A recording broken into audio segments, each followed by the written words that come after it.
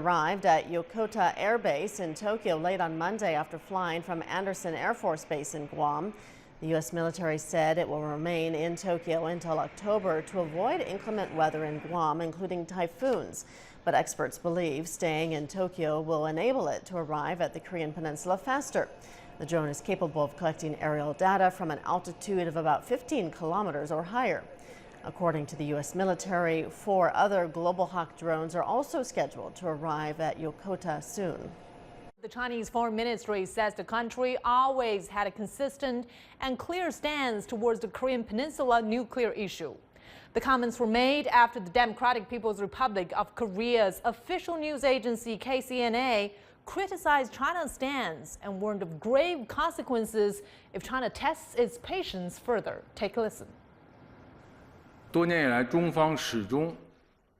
For years, China has been consistently holding an objective and fair stance, tackling and judging issues according to the right and wrong of the issues. China is committed to realizing denuclearization in the Korean Peninsula, maintaining peace and stability, and pushing forward to solve the issues via dialogue and negotiation. China hopes all relevant parties concerned can take due responsibility and play their roles for the region's peace and stability, as well as the people's well-being.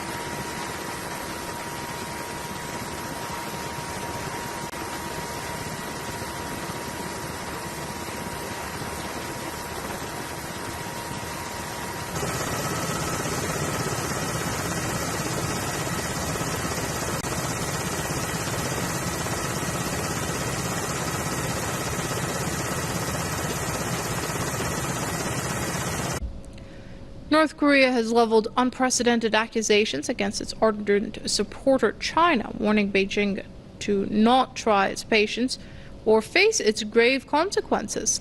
The official Korean Central News Agency has described Beijing's call on Pyongyang to stop its nuclear and missile tests as reckless remarks. The KCNA says nothing could shake North Korea's determination and that the country will not beg for the maintenance of a relationship with China. The warning comes amid tensions between the North and China, which is Pyongyang's main window to the outer world. China's state media have recently demanded North Korea to avoid making mistakes and abandon its nuclear programs. Officials in Beijing also urged both Pyongyang and the United States to exercise restraint after the U.S. sent its battleships to the Korean Peninsula.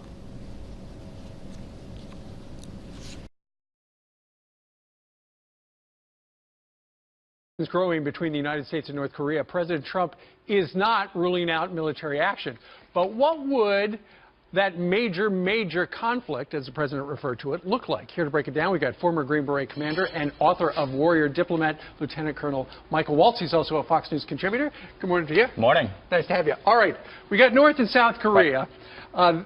What's stunning in the beginning as we look at this is how close That's right. Seoul is to the DMZ. So you have 26 million people in Seoul, roughly double the size of Manhattan, within artillery range of North Korea, where typically the North Koreans have pushed down over 20 to 30,000 artillery pieces down along this DMZ so it's border. Right around here. That's right, right along there. And a number of them can hit. Can you imagine artillery flying into Manhattan and starting to impact a city the size of Seoul? So that's key to the military planning. Because it's only 35 miles away. That's right. All right, so let's take a look.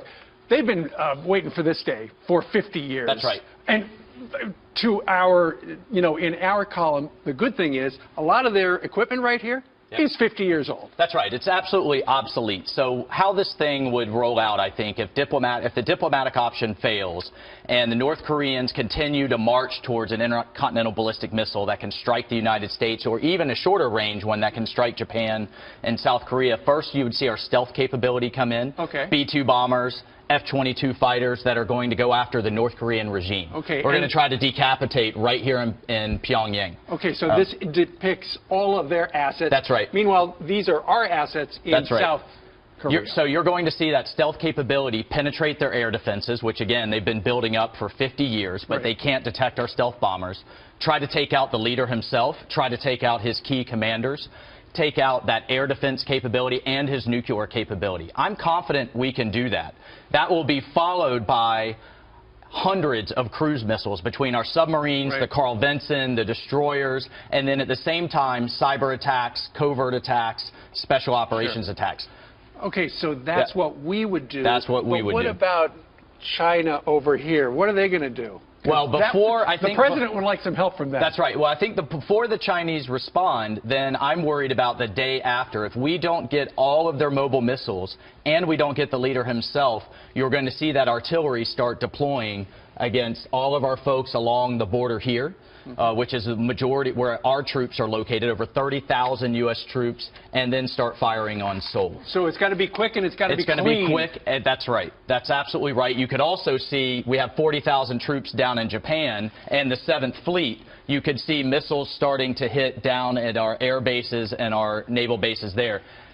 At that point, we could take the regime down, or does a protracted war ensue? And that's where I think you're going to see the Chinese get involved. If we have a collapse of the North Korean state, then that's a real problem with 25 million starving North Koreans. No kidding. Colonel, thank you very much for laying it all Thanks. out. Making it easy to understand. Two countries, two close neighbors. During the past 2 decades, China and South Korea had deepened diplomatic ties with unprecedented speed and scope. But less than 1 year ago, no one could have foreseen the dramatic downturn in bilateral relations that has taken place. The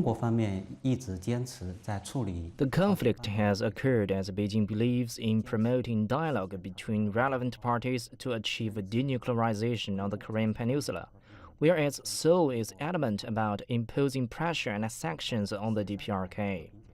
Apart from divergent opinions on the DPRK, Lee adds that the United States has contributed to the cooling of China-South Korea ties.